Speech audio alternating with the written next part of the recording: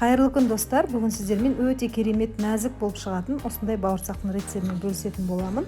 Видеоны соңына дейін қарап, менімен бірге болыңыздар. Сіздермен Гүлназ. Каналға жазылмаған болсаңыз, каналға жазылып кетуді ұмытпаңыз.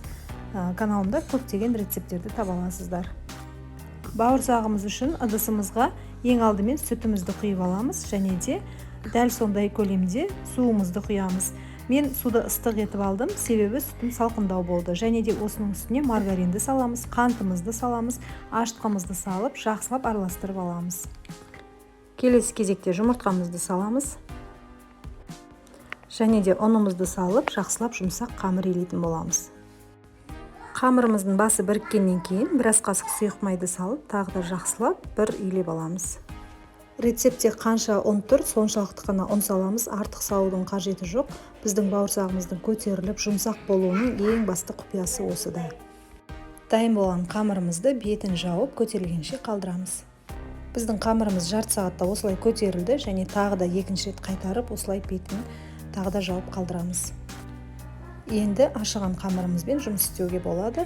Толығымен осылай түсіріп алып, мен екі бөлікке бөліп, жұқалап жайып, дөңгелек бөліктерге бөлдім.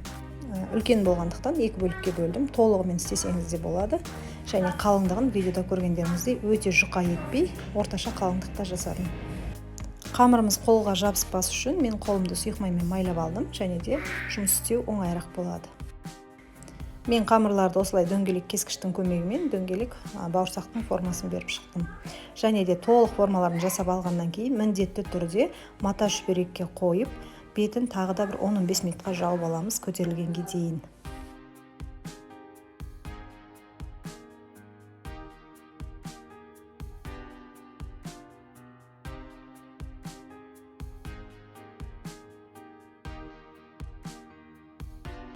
Біздің көтерілген бауырсақтарымыз осындай болу керек, және алдын ала қызып тұрған майда аударып отырып, осылай қызарғанша пісіріп аламыз. Бауырсағымыз бірден көтеріліп, өте әдемі болып пісіп шықты. Жасап көріңіздер. Видеоны соңына дейін қарағаныңыз үшін рахмет. Менің каналымда бұдан да басқа көптеген рецепттерді таба аласыздар.